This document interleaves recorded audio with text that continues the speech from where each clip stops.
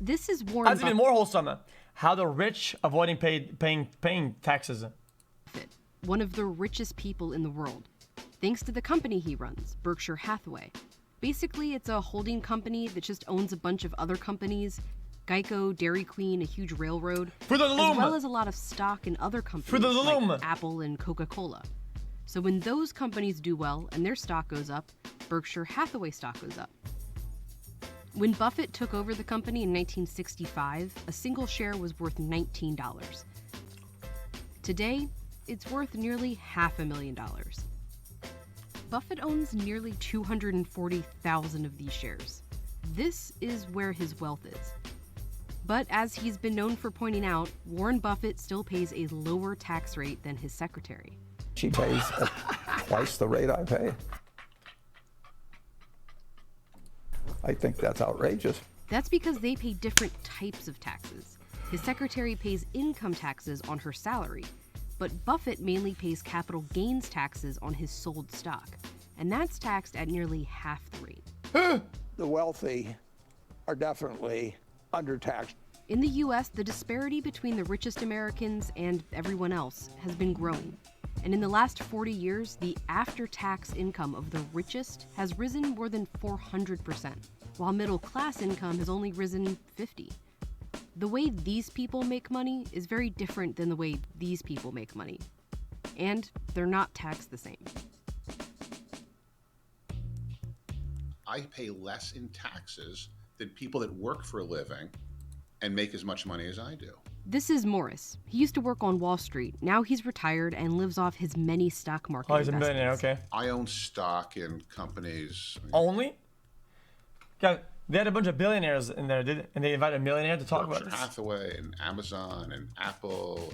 He's a pretty typical one-percenter, except that he spends his money advocating for rich people like him to be taxed more. I want to live in a country filled with a middle class of people who can all afford to shop in our businesses.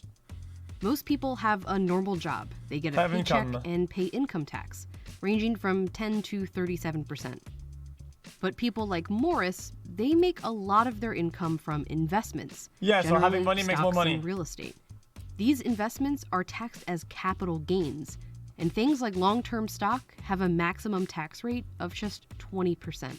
I sold some stock recently for $400,000, and my taxes on that is around $50,000.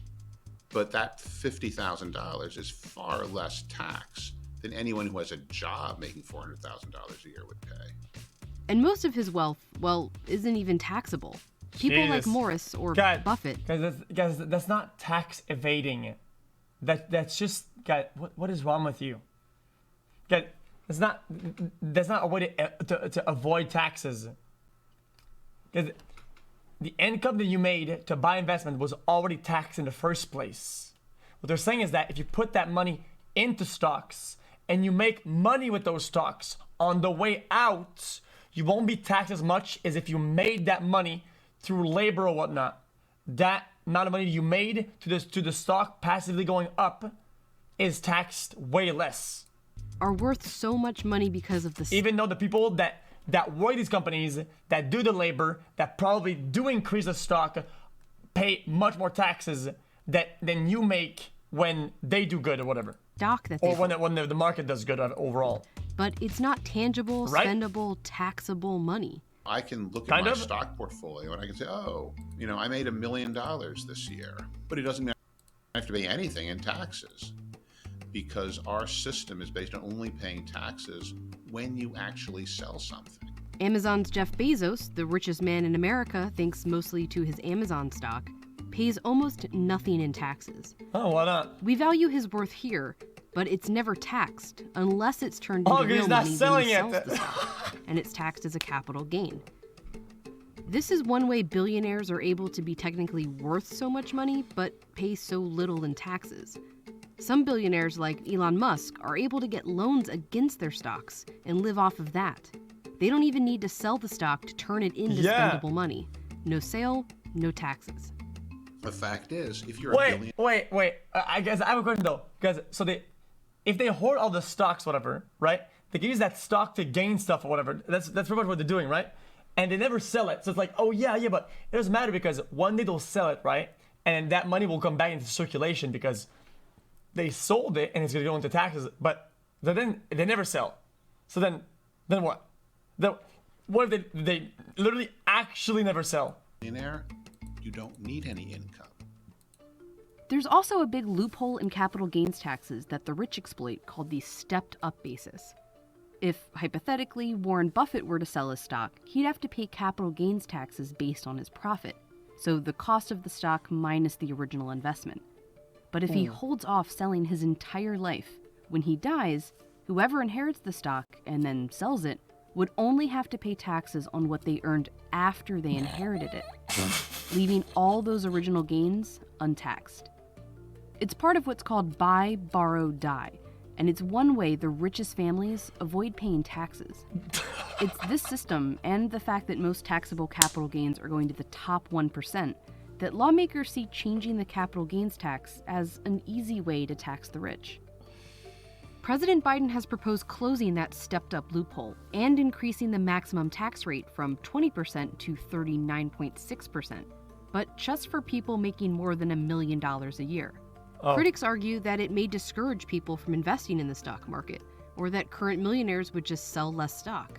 But it would bring in more tax revenue, from more conservative estimates of $200 billion over 10 years to double that. It would also mean Buffett would pay a closer tax rate to his secretary.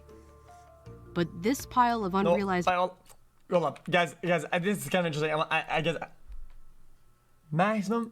Loophole, and increasing the maximum tax rate from 20% to 39.6%, but just for people making more than $1 million a year. Critics argue that it may discourage people from investing in the stock market, or that current millionaires would just sell less stock.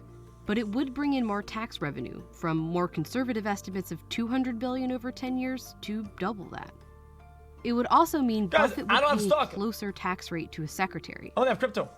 But this pile of unrealized money still goes untaxed. There's a lot of things we could do to make the system more fair. We could have taxes on wealth. We could have taxes on gains in the stock market. I don't have stock. Most Americans are bothered that wealthy people don't pay their fair share. But crypto is taxed. Yeah? Oh yeah, it is, yeah. Crypto is taxed when you sell it. And changing capital gains taxes wouldn't be the whole solution, but advocates argue it would be an easy place to start. Our system is making the rich get richer and richer and richer, and everyone else just not. And he's selling? I don't see you selling here, did it? Hi, Felix. That was interesting.